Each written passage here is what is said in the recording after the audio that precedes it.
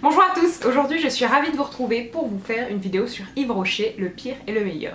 Il y a quelques semaines, je faisais déjà une vidéo sur Yves Rocher où je donnais mes premières impressions, c'est-à-dire que je déballais mon colis devant vous et ensuite je me faisais un maquillage totalement réalisé avec des produits Yves Rocher. Au bout de quelques semaines, j'ai pu tester d'autres produits et dans cette vidéo, je vais vous parler des produits qui m'ont le plus marqué.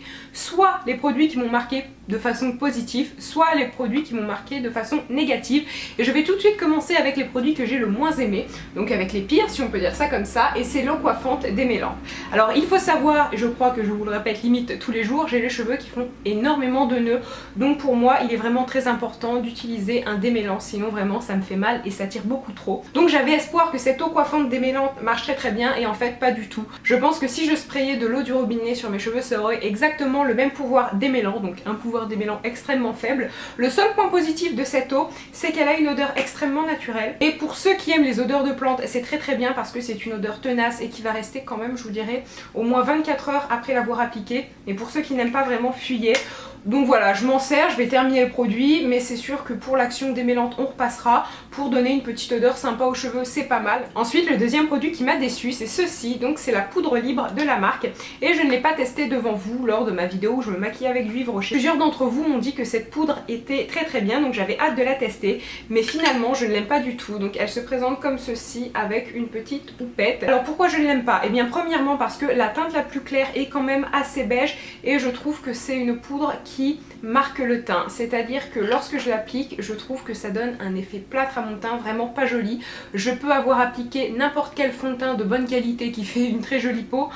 Cette poudre pour moi vient vraiment alourdir les traits, marquer les petites zones de sécheresse. Peut-être qu'elle convient mieux aux personnes qui n'appliquent pas de fond de teint dessous, qu'à ce moment-là ça vient donner un petit peu de couvrance mais sans donner l'effet chargé qu'elle peut donner lorsqu'on applique un fond de teint. Mais il est clair que pour les poudres libres, j'en ai pas testé beaucoup de marques peu chères, grande surface, je n'ai que la Chanel et je l'aime énormément, mais celle-ci je ne la trouve vraiment pas assez fine. Un deuxième produit qui m'a déçu, alors je ne vais pas le classer dans les pires produits parce qu'il n'est pas mauvais, mais reste qu'il m'a quand même déçu, c'est ceci. Donc c'est le mascara volume déployé.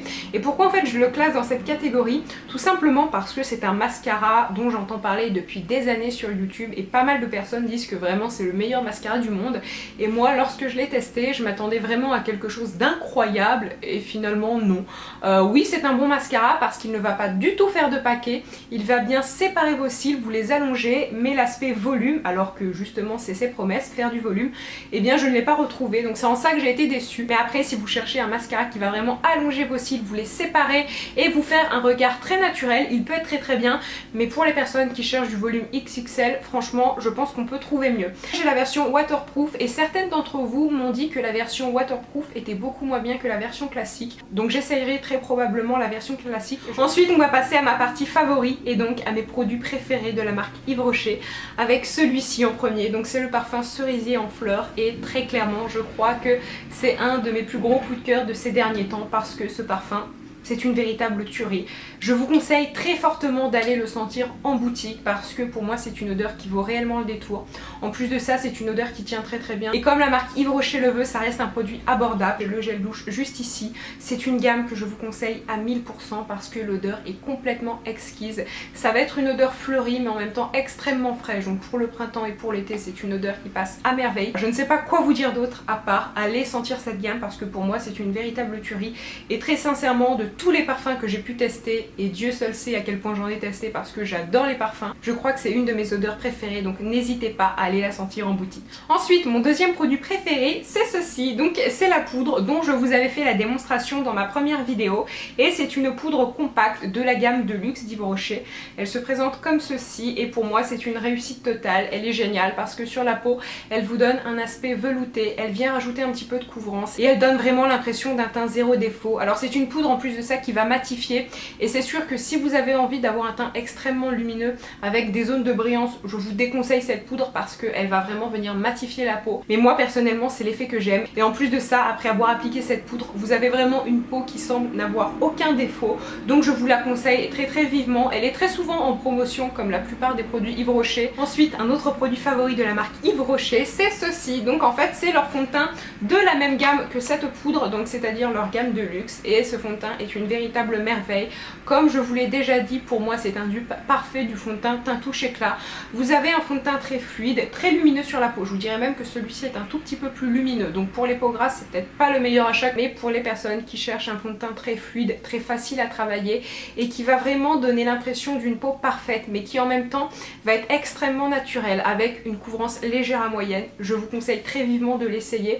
En plus de ça, ils ont quand même pas mal de choix de teintes et c'est non négligeable parce que ce n'est pas quelque chose que l'on retrouve dans toutes les marques. Donc pour les personnes qui n'ont jamais appliqué de fond de teint et qui se cherchent un premier fond de teint qui va être facile à appliquer, facile à travailler et qui va surtout être extrêmement naturel, je peux tout à fait vous recommander celui-ci. De tous les fonds de teint à petit prix que j'ai pu tester, c'est celui-ci mon préféré et de très très loin, parce que très clairement ce fond de teint peut être comparé à un fond de teint de luxe type Yves Saint Laurent, Chanel, Dior, et pour moi ce n'est pas forcément le cas avec les marques comme L'Oréal, Maybelline. Oui, on peut trouver des bons fonds de teint, mais celui-ci les surpasse tous et de très très loin. Puis un autre de mes produits favoris chez la marque Yves Rocher, il s'agit des gels douche. Alors quand je dis gel douche, je parle vraiment au sens global, c'est-à-dire tous les gels douche, mais particulièrement celui-ci.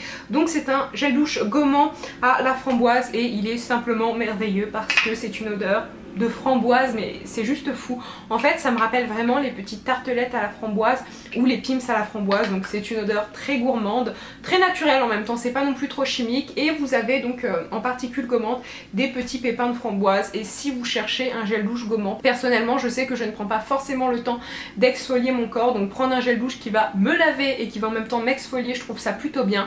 Celui-ci est très très bien et je peux tout à fait vous le recommander. Et là je vais m'adresser plus particulièrement aux filles qui comme moi habitent au Québec. Je trouve qu'en pharmacie on n'a pas énormément de choix dans les gels douche, que ce soit au niveau des senteurs ou encore des gels douche exfoliants. Donc si vous avez envie de vous acheter un gel douche qui va avoir une odeur plus gourmande, plus particulière et un petit peu plus singulière, je vous conseille très vivement d'aller chez Yves Rocher parce qu'en général ils sont moins chers, puisque la plupart du temps on peut avoir des promotions et très franchement pour moi ils sont beaucoup mieux. Ça vaut très largement Victoria's Secret. Je sais que comme ça fait un petit peu moins glamour, mais si vous cherchez des bons gels douche, je peux tout à fait vous recommander la marque Yves Rocher. Puis un autre de mes favoris, il s'agit d'un blush dans la teinte rose vif. Alors pourquoi je vous recommande les blushs d'Yves Rocher? Eh bien tout simplement parce qu'ils tiennent très très bien, ils sont extrêmement pigmentés et ça je vous assure que plus pigmenté que ces blushs là, ce n'est pas possible. Et ensuite ils ont un fini très velouté, ce qui fait en sorte qu'ils sont faciles à appliquer. Alors par contre il en faut vraiment très très peu parce que je vous le dis, la pigmentation est vraiment au rendez-vous et si vous en appliquez un petit peu trop ça peut vite donner un effet clown. Mais si vous cherchez un joli rose qui soit très très vif comme celui-ci, je pense que c'est une couleur qui peut aller aussi bien au teint pâle qu'au teint plus mat, même au peau noire. Plus de ça, je trouve que c'est une couleur qui s'accorde parfaitement avec la saison estivale et ces blushs n'ont vraiment rien à envier aux blushs de chez MAC ou autres marques de luxe ou marques professionnelles, parce que ce soit au niveau de la pigmentation, de la tenue, vraiment ils sont excellents. Ensuite, dernier produit maquillage que je vais vous montrer, c'est l'eyeliner. Donc c'est la gamme classique en teinte 02 noir et pour moi il est excellent. Donc c'est avec lui aujourd'hui que j'ai tracé mon trait.